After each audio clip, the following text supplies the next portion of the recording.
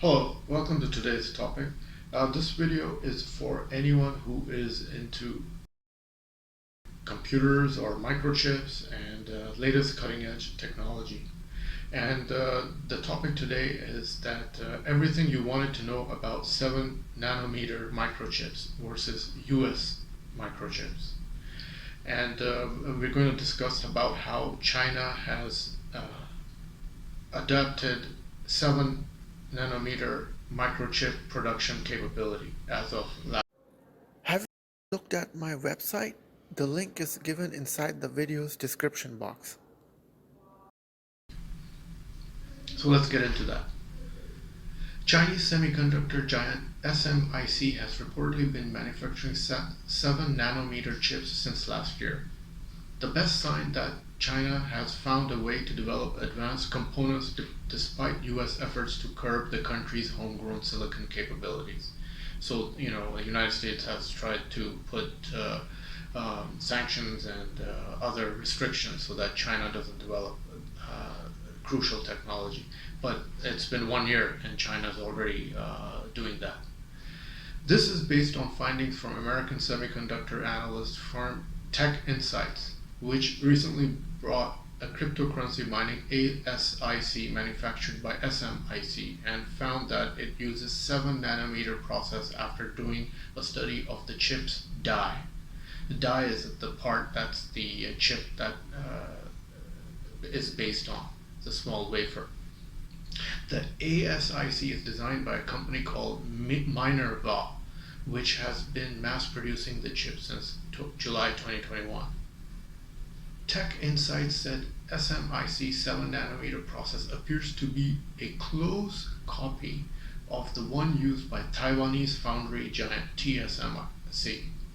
However, the firm said the custom chip was likely a stepping stone for SMIC, achieving a true 7 nanometer process that includes both scaled logic and memory bit cells. So that's the technology that it has inside it to make the production. The reason for this is the crypto mining ASICs likely do not feature the typical bit cell memory that true 7 nanometer technology definition requires.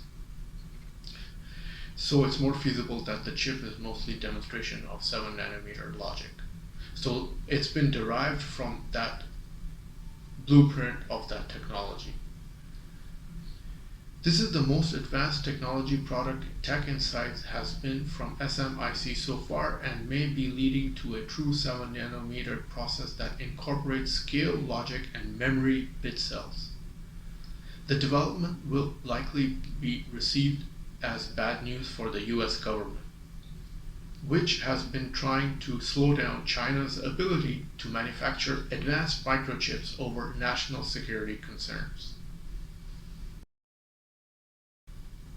While the 7 nanometer crypto mining chip is probably meant for consumer or commercial use, the process node will likely end up in military applications in China due to the country's military civil fusion doctrine, where private companies must share their technologies with the nation's military. And as you know, when you apply products in military, then they are cutting edge technology which is not available to the consumer, and obviously this technology can be used in drones, satellites, aircraft, 6th generation airplanes, things like that, aircrafts and beyond. And when you go through this crucial technology, you realize that there are certain arguments and comments that are made. So I'm going to go over through each comment one by one. What's the feedback from this article, basically? So comment number one, China will master the first generation EUV by 2024 and 2025, and the second generation EUV by 2026 and 2027. And reply to comment number two, to be honest, we do not need more companies. It might hurt some countries' egos, but in the long term, it will help the world as more companies will adapt or countries invest in it. The cheaper, the better stock availability will become. And it's not just going to affect a few components, but can help bring the price down for a lot of other smart items. So they're saying that it will help the manufacturer production capability globally because competition will be generated with other factories. Comment number 3. Even crap Intel can't fabricate 7 nanometer, but it's stuck at 10 nanometer. So Intel, which is the leader in microchips, or it was until 2000, and then AMD took over, now it can only do as best as 10 nanometer. So what China has done, they have come out with 7 nanometer microchips. Comment number 4. China can mass produce the 7 nanometer even without the EUV, but with its current indigenous 28 nanometer DUV, there is no way the US can deal all those tasks alone, from chip design to fab, then to lithography machine. The US is cheating by coercing the entire Western technological camps to initiate a high-tech war against China. But it still fails miserably. So that's self-explanatory of the, I'm not going to get into that. It is what it is. Let's go to the next comment. Comment number 5. Still, China needs to get imported DUVs. It's still too early to celebrate. So they're still saying that we need some more confirmation. Comment number 6. China will mass produce the 7 nanometer chips with this. And here is the some screenshots of the process that it takes to make using a lithography machine, 28 nanometer. And I'm just gonna go, you can just check them. It's pretty elaborate, and how the wafers are so small and how they have the special machines to make those small components of the microchips. And it's a pretty hideous task, if you ask me. Anyone who knows the chip industries knows that lithography machine is a technical problem that has plagued the domestic semiconductor industry for many years. It is precisely because the serious shortage of quantity and quality of the lithography machine that domestic chips can't really move to the high-end level. However, the continuous strengthening of domestic emphasis and independent R&D, domestic lithography machines have gradually ushered a turning point, and foreign monopolies will no longer exist. Comment number 7. And as if China can't produce DUV, they can buy the DUV doesn't mean we can't make it. EUV is the problem, but DUV is not. So what they're saying is that still China doesn't have the DUV capability, but making a DUV is not an issue. EUV is the problem. So they can produce DUV. SMIC uses the N+2 node to mass produce the 7 nanometer chips with the current indigenous DUV from China. This move gonna 100% kill ASML in just a few years. Although TSMC and Samsung were the first to develop this, SMIC is the first with the support from the Chinese government to drastically decrease the cost of enabling the mass production capability. So China has mass produced the 7 nanometer chips without being worried the sanctions from the Western camp. Okay, so they've already gone ahead with mass production of 7 nanometer microchips. And just before I continue, I just want to elaborate on the term, what is bazooka testing? Do you know what bazooka testing is? Well, most people, unlikely you will not. But what it means, it's a slang used by test engineers on what we do at the die structure of the microchip. chip, not die level, but even lower at the individual cell structures themselves. Bazooka testing is exactly what the word implies, an explosive burst of electricity at the cell. Not a graduated stress, but a burst intended to destroy. So what do you think products built at the sub 10 nodes will perform with the bazooka testing? And what kind of product lines do you think sub 10 nodes can profitable if some products cannot withstand bazooka testing? So that's the definition of bazooka testing. Let's move on to comment number 8. We are almost certain now that China will catch up with the combined West in semiconductor by 2030, in jet engines by 2040.